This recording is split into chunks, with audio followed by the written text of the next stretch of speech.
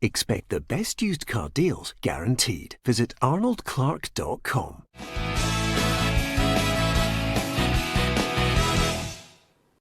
Welcome to Peter and Roughie's football show, sponsored by Arnold Clark. I'm Peter Martin. It is Thursday. Great to have your company with us here on the show. And in the studio tonight, Alan Rough, Tam Cowan, and I'm delighted to say Gary Harkins joins us. We are going to talk football, and we're going to talk, obviously, about big games coming up, and, of course, one big game that happened last night.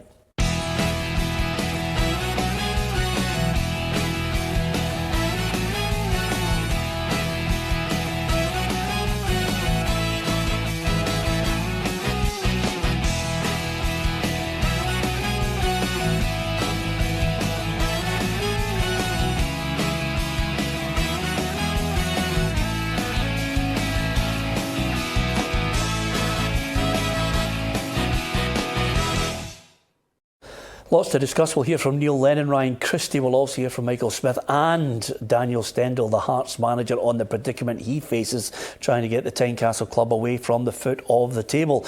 I was at Tynecastle last night. Every time I go there, Roughie, the rain lashes down. It's torrential rain at that. It's not the best place in that press box when it starts raining. But certainly on the park, it was good viewing.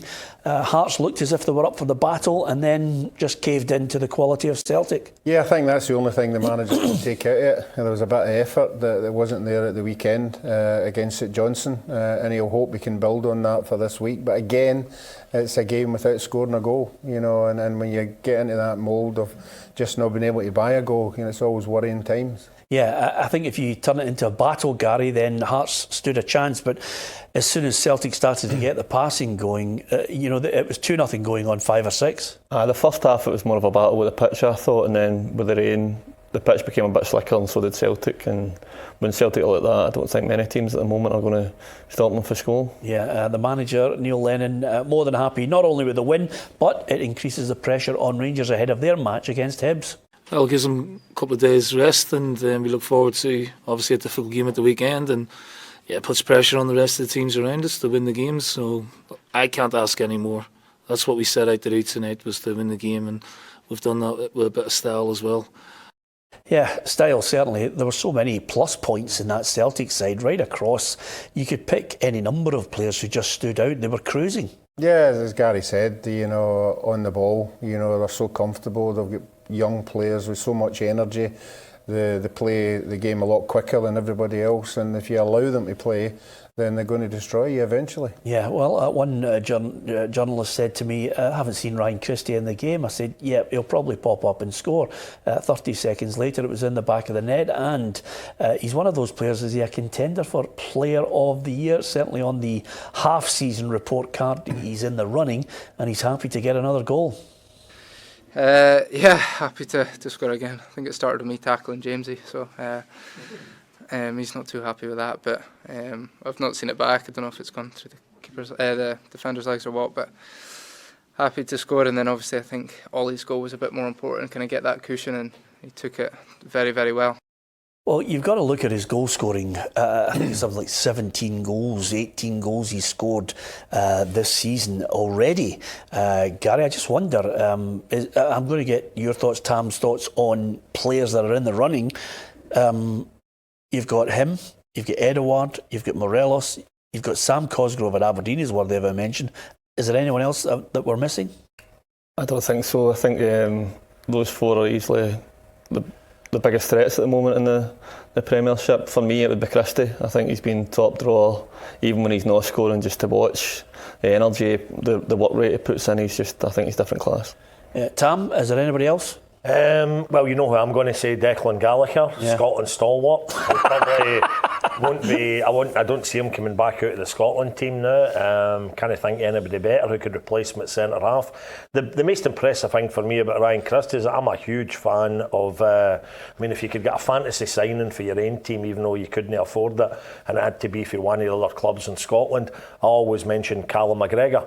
But it's almost as if, as great a player as Callum McGregor, it's as if this year that Ryan Christie is suddenly even maybe nudging a wee bit ahead of him. So that's how good he's been. But you're right about whoever you were talking to last night. It seems that he can just pluck a goal out of thin air almost, and the one he got last night was an absolute peach. But I'd maybe even shout in, he's good mentions on this programme in recent weeks, Ryan Jack as well. Yeah. And again, as we keep saying, ever since Steven Gerrard really talked him up, put him on the new deal, he went out and he played magnificently well up at Dingwall, and I think he's the sort of guy, as I say, I always base it on the guys, Gary, if they run out the tunnel at Fir Park to play Mullen, I think, oh, they've got them, they've got them. That's what you base it on. And all the guys that you've mentioned there, they're the boys that you hope have picked up a wee injury maybe before they're due at Motherwell. Yeah, and in contrast to the positivity around Celtic players, I don't know where they go. I'm going to be quite scathing about this, Roughie. I think Daniel Stendel has a major job in his hands, trying to get not only Hearts away from relegation, but trying to clear up the mess that's been left by Craig Levein. I cannot believe the amount of players on that side that are either on long-term deals or, for me, have got no future with that club. Yeah, I think the signing policy for the last 2 or 3 years has been all over the place. You know, Craig, I think, was at one stage, I think he brought in 7 players 1 week and played them all on the Saturday.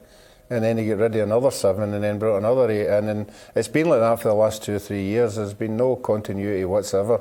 There's been no like trying to get an 11. As we all know, if you know your 11 that's going to go in nearly every Saturday, you've got a chance.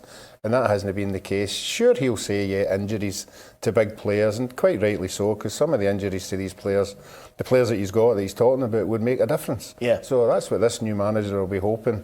These guys can come back sooner or later. But like any team, you're only a win away from turning it round. And if they can get that, this weekend's one of the ideal ones that you would think they might be a chance to get it. The Hamilton Hearts game's absolutely massive. That is huge. There's a day. I mean, Hearts traditionally have got a brilliant away support. They always go in numbers. I know the cashier at Fir Park is always delighted to see a Hearts game in the calendar, and they really need to get in there and pack out that stand behind the goals and will their team to victory, because it's the old thing that we were talking about in the podcast, I think, Peter, that you know, that part about, oh, they're too good to get in. Hearts fans could just be reminded if they walked across the city by some of the Hibs fans who said that famously a few years ago when Terry Butcher was their manager, and they were not too good to go down as Hamilton Accies proud. So, and Hamilton, as much as I think there's a lot of folks starting to think that this finally is going to be their year when they will drop down a division after the heroics of other seasons, you wouldn't put it past Hamilton to sneak a wee 1-0 there. They've done it before, and they can do it again. But I think the Hearts fans, the guys who ultimately saved their club back in the day, I think this is a huge day for them on Saturday in terms of getting out there in their numbers and really try to cheer them to victory. Yeah, well, the manager after the game, despite the 2-0 defeat, reckons that there are positive signs. I think all can see that we step forward today.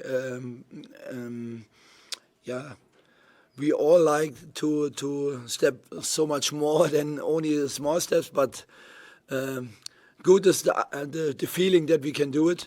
And and Saturday is the next game, and I think the next big step is to win some points. Yeah, got to win some points, and of course the rather worrying thing for me, Roughie, he's only 2 games into his managerial tenure, and already he was doing this at the sidelines, and then get back, they've got the ball, you know. Once you start seeing managers doing that, I just keep thinking of only an excuse.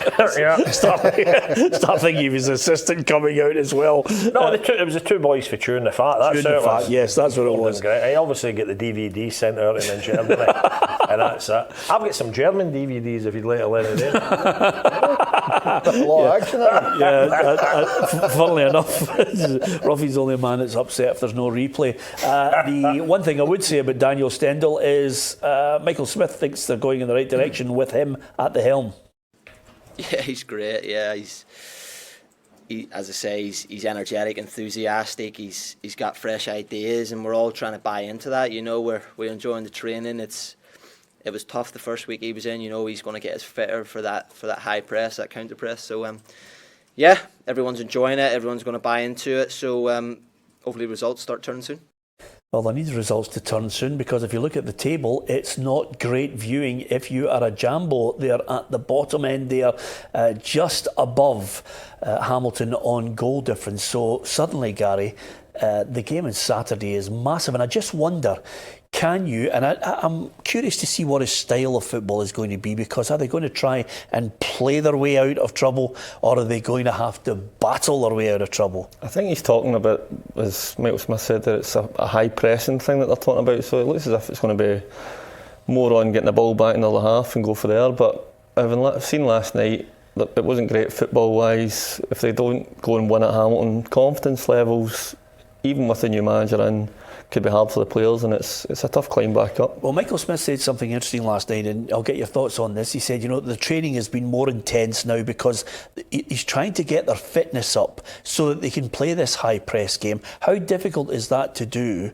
when you get to the halfway point in a season and you haven't started with that blueprint? It's tough during the season because you've got to turn up on a Saturday and play to that kind of level, whereas you've had a really hard week behind you, boys are going to be tired.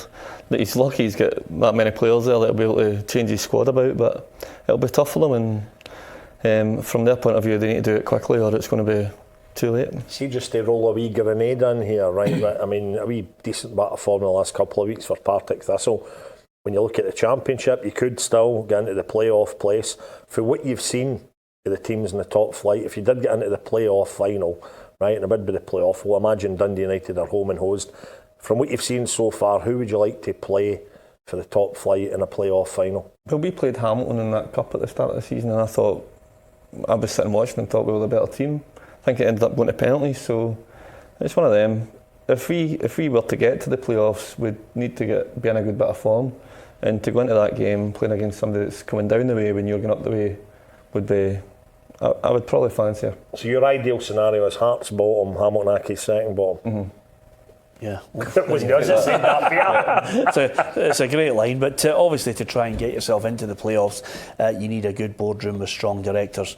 Let's have a look at the competition, because the winner of our Lionel Messi top will be announced tomorrow. You still have one last chance.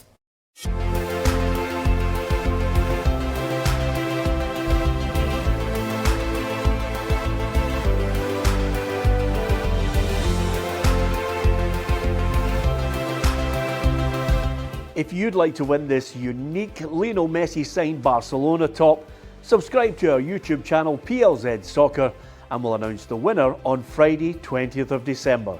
Good luck!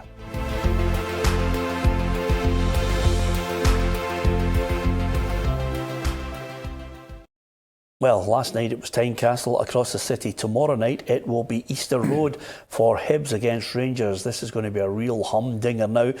Pressure cranked up by Celtic, who've moved 5 points clear. Rangers need to reply with an equally emphatic win against the green half of Edinburgh. I'm looking at the news coming out of Ibrox, and quite simply Stephen Gerrard has mentioned that there will be a few players leaving. He didn't actually mention any names on this one? I can't give you any indication in terms of the numbers, but there'll definitely be people leaving the football club. So I can give you that, that's for sure. I won't give you any names just now because I need to respect the individuals. But the squad's too big, as I've said over the last few weeks and months, that we want to try and trim that and prepare it for the second half of the season. But yeah, there will be outgoings. Okay, everybody likes to speculate. Docherty, Polster, Murphy, Grejda, Middleton and King are the names that are being touted about at the moment. I feel sympathy for Jamie Murphy because he's been dogged by injury, and I don't think he's got a fair crack of the whip for himself, not from Rangers' point of view. They can only deal with the player in his predicament. And Greg Docherty. He went with high hopes, didn't he? He went, but obviously I don't think with Gerrard's style and the way he plays it maybe suits him.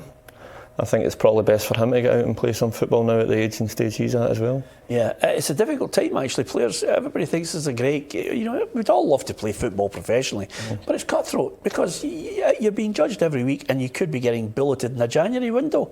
You don't need to tell me that. Yeah, I wasn't actually trying to infer that you were on the hit list, but that's the nature of the game that you play. Oh, he is. You've not bought all your Christmas present, Jared. And by the way, easy, come on, Tam, how bad is Roughie going to feel if he gets Not the at axe? all. That'll be terrible. Not at all. Not at all. Oh, not at all. Oh, that's good news. So, Gary Harkin stays with Partick Thistle, as the director confirmed there. It is tough, isn't it? It's a tough gig. I think a lot of people see the good side of it and the fact you're playing football for a living, but it's tough. It's hard. You lose pals from teams, and again you end up yourself jobless. So it's tough going at times. Yeah, absolutely. Of course, they're getting ready for the game against Hibs Rangers without one player that they could do within the starting lineup. Of course, it's the red hot man of the moment, Alfredo Morelos, and Steven Gerrard revealed ahead of the game that he was full of contrition after that red card against Motherwell. I think he's apologised to his teammates after the Motherwell situation, but that's not important now. It's gone. I think we have to focus on what's available to us. He has been different this week because you can see in his face he's disappointed he's not available. He's not a man that hides that disappointment very well, so you can see even in this morning's session he's gutted he's not available. That's the player, that's the person. Well, Defoe for me is an able deputy, Roughie, and this is a real test for Rangers to go out there and again just keep this whole thing bubbling along nicely. Yeah, I think this is the big test because everybody to a man at Ibrox has said, look, we don't really need him. We've got other players. You know, this is the proof.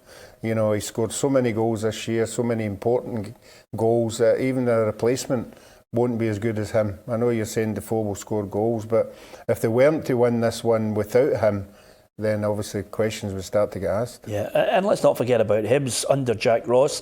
They're changing, they're evolving. He'll obviously want to bring in his own style of player in January as well. He'll have Darren McGregor back. There was a period there where I think even Darren admitted that he thought his career could be over. Yep, and I'll tell you though, in terms of personnel for Hibs, I think it is Morelos.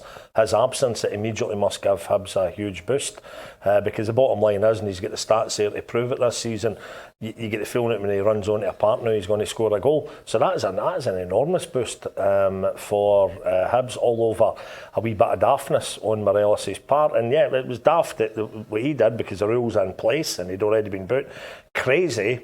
But that's a no-brainer. I don't need to, if anybody thought I was going to sit here and try to defend any Motherwell fans that chucked missiles, that's just complete and utter bonkers, and I'm sure the club, if they haven't done so already, they will be dealing with that. But suddenly, Rangers go into a game with minus a man that they just assume is going to score almost in every game. So that gives Hibs an absolutely massive lift, I think, on Friday night. In fact, the funny thing for the game was at Fir Park on Sunday, it was guys getting their facts wrong or not getting the fixtures in the right order, and word was going about that when Morelos was going off the park after the red that he would miss the Celtic game. And a guy that was listening to us chatting about that shouted down to Steven Gerrard at the dugout, Celtic have appealed it. Listen, before we finish, predictions, Roughie? I still think Rangers will win it. Yeah. 2-1 possibly. Yeah. Tam? 0-0. 0-0. Yep, it's about as much use as a chocolate teapot. Honestly, I don't even know why I ask him. Gary? 2-1 Hibs. 2-1 Hibs. Oh. Okay, there you are. Don't forget. Big Hibs fan, Gary. Hibs fan. As Gary comes back on before the end of the programme, we will put his name and address and his Twitter handle for you as well. All abuse directed to your man. Couple of things to finish with. 2 moments of genius, which I always associate with you as well. The header from Ronaldo for Juventus against Sampdoria was absolutely magnificent. How long was he in the air? Oh, it's ridiculous, isn't it? Cam knows my feelings on it. Yeah, I know you're a big Messi fan, but for me, to see that sort of goal and to see him up there, the height that he gets up, and the header itself is absolutely top drawer. Defenders have got no chance for that type of leap, and then actually to be able to head it back across the goal with that pace is brilliant. Yeah, full marks to him. Equally so, Tam, Suarez, the back heel for Barcelona. You know what? I just wish it had been done by a nicer person. Yeah. A better player. Do you know him personally? No, I just with all his escapades in the past, and the diving and the You're greeting not a and fan. the play acting and the biting and all that. I would have sooner that maybe Declan Gallagher had done that.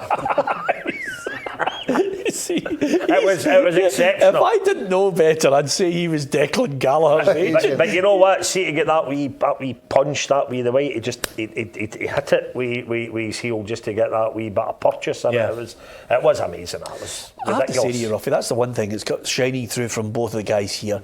Isn't it amazing how people actually tend to view footballers and then people in life just more perception, you know, than the reality of it. Maybe that's gone against him. Ronaldo, his posturing, his feigning injury. Suarez, some of the stuff that he's got involved in, biting people. You know, the Patrice Evra scenario as well didn't get down well with people. But the Viagra's never really went against Pelé, has it? No. That's enhanced his reputation. Maybe it is, Peter. Maybe it is just they're the sort of players that can do that stuff. Yeah. The rascals, the rogues, the guys with a wee bit of devilment, or maybe it is down to them. And I'm sure if we would need a full show on it, but I'm sure if you look down through the years at all the guys that were the Mavericks and all the rest of it, I'm sure they were the guys that could balance a bit of brilliance with a bit of madness. Yeah, Zidane, managed it ahead. Cantona. Yeah, you can kick a fan and still be adored by the viewing public. Anyway, apart from that, Maverick, we've had Gary Harkins on. A likeable Maverick, may I add, rather than any kind of a murky background. So great to have Gary on with us. If you want to give us your thoughts on any of the issues we've been talking about, or indeed something you want to get off your chest, right across all our social media, on Twitter, of course, Facebook Live every day gives you that opportunity, Monday to Friday.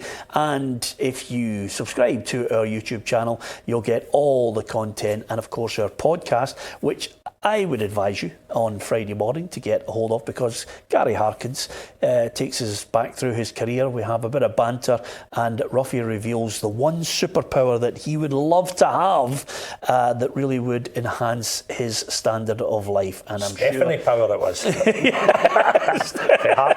Yeah, for the benefit of our younger viewers, try and Google Stephanie Powers, and then you'll be back with us on this one. She's gorgeous. It'll never last. Anyway, on that point, from Roughie, from Tam, from Gary, and from myself, thank you very much. Don't forget, right after this, you'll have great deals from new used cars from Arnold Clark coming up in an advert. Well worth watching to snap up a great deal. Thanks for watching. Hello and welcome to the latest offers from Arnold Clark. If Italian street chic is your thing, then this Fiat 500 1.2 lounge model can be yours for $9,998 or £159 a month. It comes in a variety of colours with 15-inch alloy wheels, leather steering wheel and Apple CarPlay. A surefire way to get noticed around town.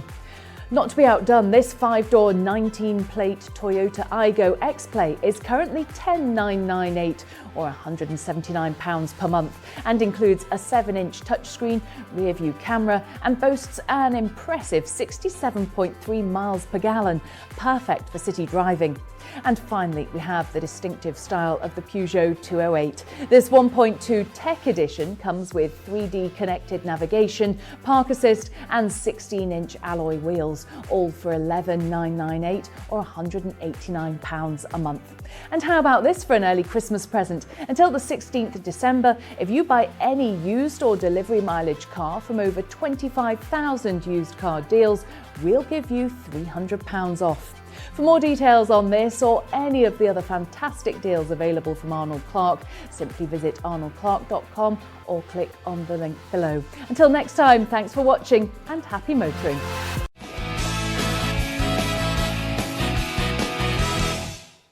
Expect the best used car deals guaranteed. Visit arnoldclark.com.